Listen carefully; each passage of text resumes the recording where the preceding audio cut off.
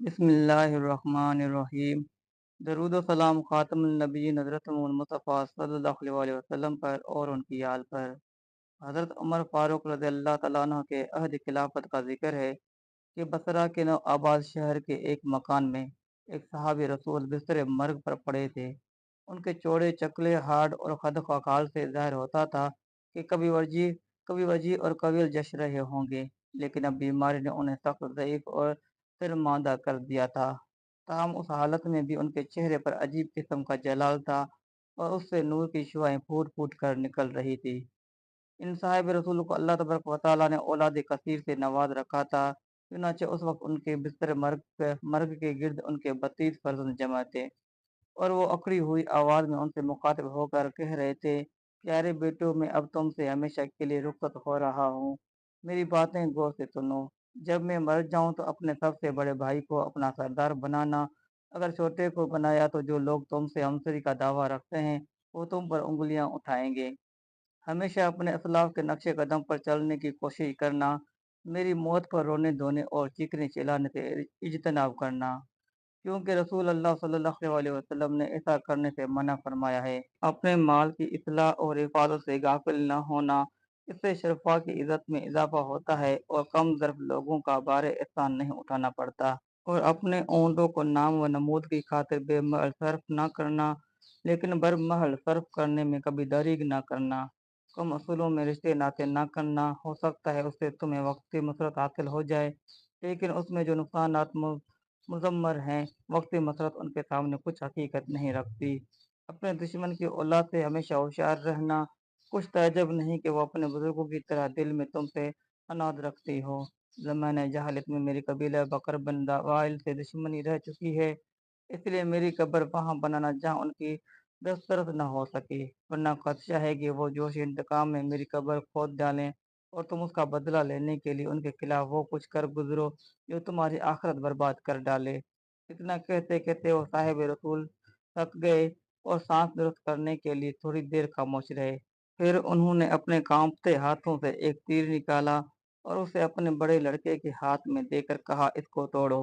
اس نے فوراً توڑ دیا۔ پھر دو تیر ایک ساتھ دی اور کہا، انہیں بھی توڑو۔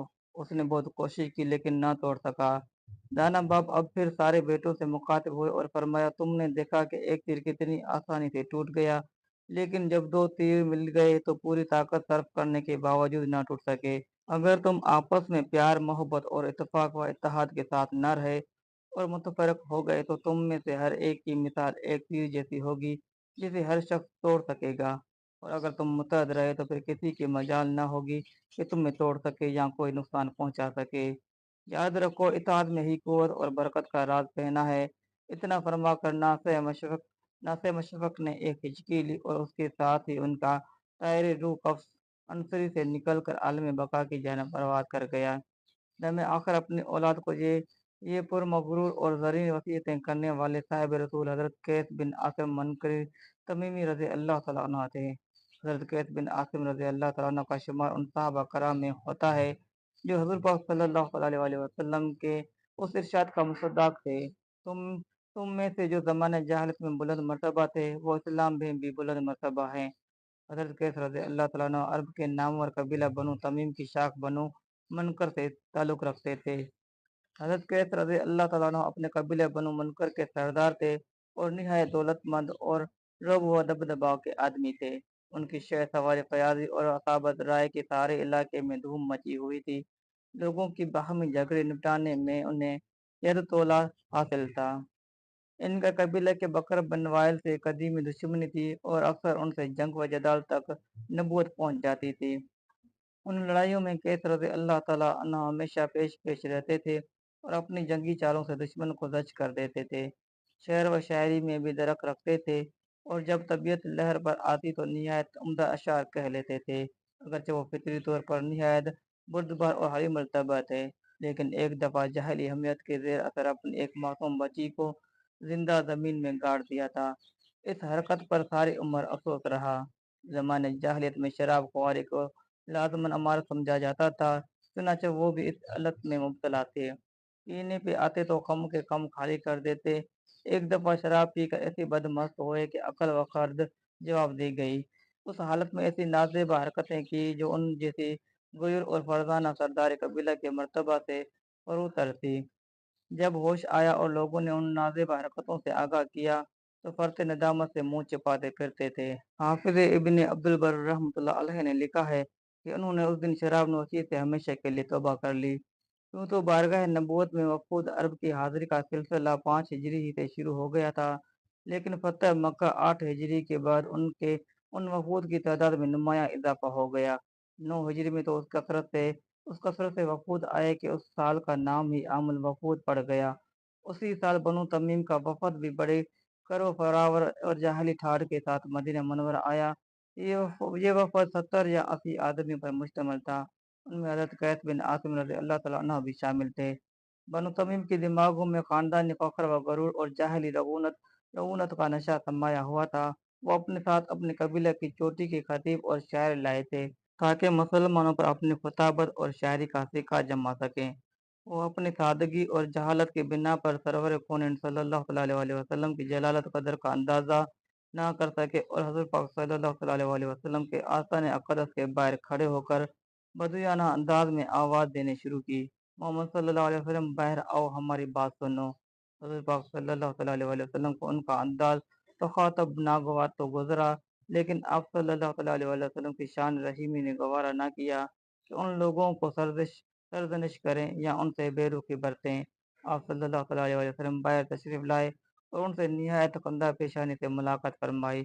वफ़द के एक रईस अक़र बिन हबस ने कहा, मोहम्मद सल्लल्लाहु अलैहि वसल्लम, हम बनु तमीम के लोग हैं। हमारा दावा है कि कोई कौम व हसब व नसब, जाह व हशमत, इल्म व हिकमत, जोध व सखा और दूसरे फ़ज़ाइल में हमारे बराबर नहीं है। हम कबूल इस्लाम से पहले आपसे मफाखरत करना चाहते हैं। कबूल इस्लाम के लिए ये शर्त बड़ी नामाकूल थी, लेकिन हज़ूर पाक सल्लल्लाहु अलैहि वसल्लम चाहते थे कि ये लोग किसी ही ढब से दावत हक को समझ जाएं। चुनाचे आप सल्लल्लाहु अलैहि वसल्लम ने फरमाया, मैं फ़खारी और शेरबाजी के लिए मबूस नहीं हुआ, लेकिन अगर तुम इसीलिए आए हो तो हम इससे भी बाहर नहीं हैं। हज़ूर पाक सल्लल्लाहु अलैहि वसल्लम ने उनसे कहा कि तुम अपना कमाल दिखाओ, हम जवाब देंगे।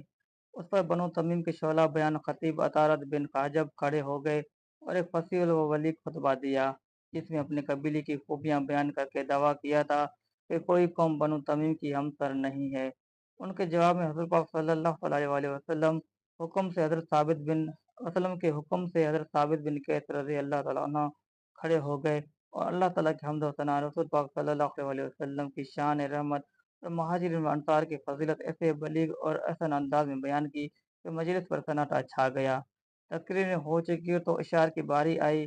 बनु तमीम के सहर अल बयान शायर ज़बरकान बिन बदर ने अपनी कौम की शान में एक पुरज़ोर कसीदा पढ़ा। उसमें उन्होंने खुद सताई ताली और नखोद की इंतहा कर दी थी, ताहम फनी लिहाज से उसके बुलंद पाया होने में कोई कलाम न था। वो बैठे तो हज़रत पाक सल्लल्लाहु अलैहि वसल्लम ने हज़रत हसन बिन साबित रज़ी अल्लाह तआला अन्हु को हुक्म दिया कि वो जवाब दें।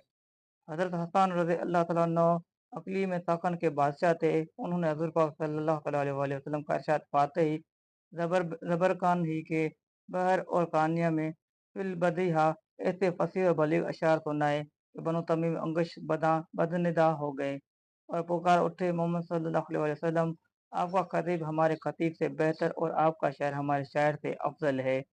इस एतराफ़ के बाद सब मुशर्रफ ब इस्लाम हो गए। उस मौके पर हज़रत हज़ूर पाक सल्लल्लाहु अलैहि वसल्लम ने हज़रत कैस बिन आसिम रज़ी अल्लाह तआला अन्हु की तरफ इशारा करके फरमाया, ये सहरा नशीनों के सरदार हैं। हज़रत कैस रज़ी अल्लाह तआला अन्हु नामत इस्लाम से बहरियाब होने के बाद वक्तन फ़वक्तन नबी रहमत सल्लल्लाहु अलैहि वसल्लम की खिदमत में हाजिर होते थे और फैज़ान नबवी से सआदत अंदोज़ होते थे। तबीयत में पहले ही हलम था, इस्लाम ने उस वसफ़ को और भी चमका दिया। अल्लामा इब्न असीर रहमतुल्लाह अलैह ने लिखा है कि एक मर्तबा उनके भतीजे ने उनके एक लड़के को कत्ल कर डाला। लोगों ने कातिल को पकड़ लिया और उसकी मशकें कस कर मकतूल की लाश के साथ हज़रत कैस रज़ी अल्लाह तआला अन्हु के पास लाए। उन्होंने कमाल दर्जा सब्र व ज़बर से काम लिया और भतीजे से मुखातिब होकर फरमाया, जान तुमने कितना बुरा काम किया, अपने मुसलमान भाई को कत्ल करके अल्लाह और अल्लाह के रसूल की नाफरमानी की। वो तुम्हारा चचा ज़ात भाई भी था, इसलिए करते रहे हम के मरतकब भी हुए। इस तरह देर तक नसीहतें करते रहे, फिर दूसरे बेटे से कहा, इसकी मशकें खोल दो। اور اپنے بھائی کے کفن دفن کا انتظام کرو۔ مقتول بچے کی ماں سخت غمزدہ تھی، اس کو تسلی دی اور اپنے پاس سے خون بہا ادا کر دیا۔ حضرت عمر فاروق رضی اللہ تعالیٰ عنہ کے عہد خلافت میں بصرہ آباد ہوا تو حضرت قیس رضی اللہ تعالیٰ عنہ اپنے صحرائے مسکن کو ترک کر کے بصرہ تشریف لے گئے اور وہیں مستقل اقامت اختیار فرمائی۔ اسی جگہ انہوں نے 14 ہجری کے بعد کسی وقت ایک اجل کو لبیک کہا۔